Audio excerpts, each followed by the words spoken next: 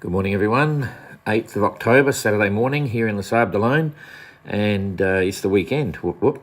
Just to clarify once again, we've got Bernard Matessia and Joshua on the course, as you all know, and that's because we're celebrating the history of his efforts in the original 1968 Sunday Times Golden Globe, and that's what it's about. We started him, he's down here, we started him on the same start day as the fleet from Les Sables d'Olonne on September the 4th, when in reality he actually set sail from Plymouth on August the 22nd. So he's a bit of a pace boat, you might say, just to see how it's all going. We highlighted Sir Robert Knox-Johnson and Sue Haley in the 2018 edition, and now there are only two winners to the Golden Globe, Sir Robin and also Jean-Luc Van den Heedt, and this is playing out now to see who's going to win the third one. Anyway, we'll go straight to the leaderboard. Quite interesting. Everything's playing out as I thought and suggested yesterday. Simon's is still holding the lead. Then it's Kirsten and Abelish is coming in from the outside. And Tapio's gone back to fourth now, and then Pat is fifth. But it's all pretty much up for grabs. It's too early to determine all those sorts of issues, but it's interesting to see what it's saying. Also, we should look at the daily runs, 24-hour run.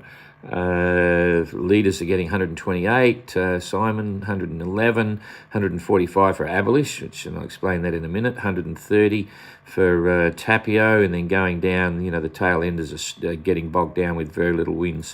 So yesterday it was for sure Abelish roaring along in the outside. Anyway, so here we go. And you can see with the lead boats, Simon's doing okay at the front there, but Abelish is in a commanding position at the moment. As I mentioned, he's out to the east, so he can make the most of boat speed right now, keeping the wind on the beam, reaching, going flat out. He's doing 6.4. And as you come across to the course, Simon's had to straighten up. He's in a bit of a soft patch as well. He's making 5.5, but still holding the lead.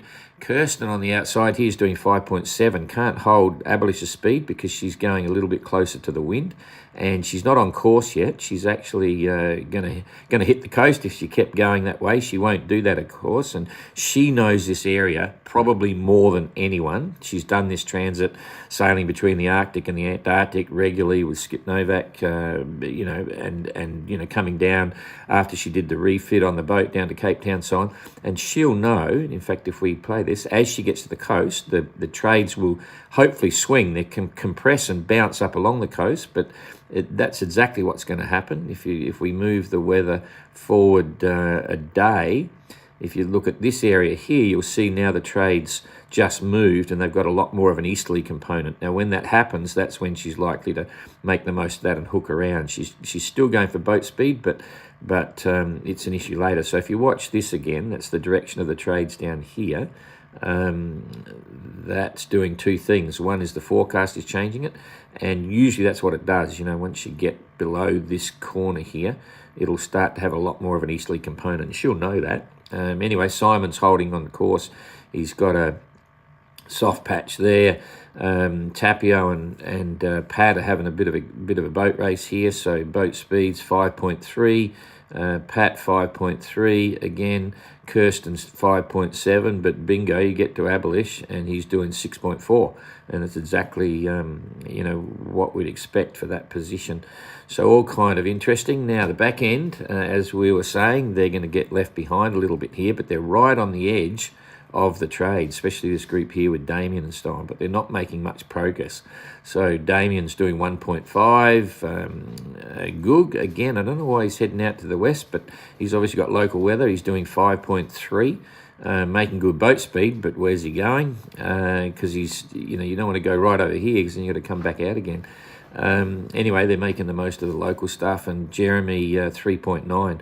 It was interesting yesterday in the conversation with Damien, you may have heard, he, although it was in French, so I'm not sure whether you would have noticed, but anyway, he's got barnacles as well. He just decided to jump over the side and he found a whole bunch of barnacles on the back end of the boat. Not quite like Jeremy, but he did find a heap, so he's scraped all them off. And it's interesting, the others have probably got barnacles maybe, and they may not even know, and they're going to grow as they go down through the trades here, and it's not as easy to jump over the side in the trades and do stuff, and then you're into the Southern Ocean. So interesting subject. Guy is only doing 1.2 knots, no wind. Elliot's not going back. It's just he's got no wind. He's heading north at the moment at 0.3 of a knot. Could even be the current. Oh no, I think the current's the other way. Ian Herbert Jones 2.9 knots. So this is telling us straight away that these guys at the back end have got issues. Ayrton's doing okay, 3.5. He's still at least moving on course. But you're going to see that break continue if we just now start extending the weather across. Looking at the back end, we go across a day, and bingo, you've got another big hole there. So this is a challenge here, because with Damien and the guys through the middle, even if they keep going, it's still soft. The whole trades thing is dropping back below the equator. We've now got 5 boats across the equator, but this is going to bog these down. The mid-range fleet, and even Arnaud, up the back here, on today's weather, he's doing 3.1 knots. You're going to see that slow down tomorrow because there's not much wind, which is all good news for this group. So there's going to be 2 or 3 groups. You're going to have the lead pack here now establishing itself quite solidly. And then you've got the mid-fleet here and Arnaud following up the rear. So if we go forward another day, keep your fingers crossed. The breeze is sort of starting to come back. Ian's going to have troubles. Arnaud will be sailing into this. He's still got troubles.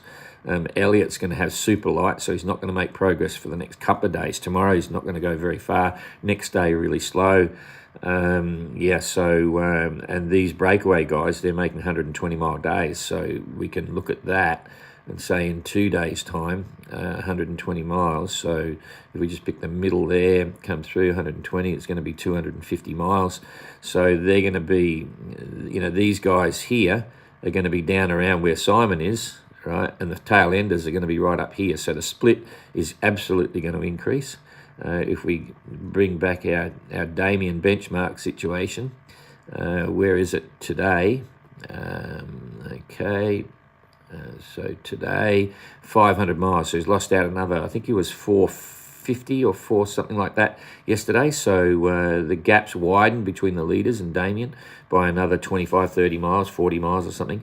And you're going to see that probably extend another 50, 70 miles in the next couple of days. So very interesting game right now. I'm not sure what else I can show you. We'll go forward to the weather again another day just to see how that looks.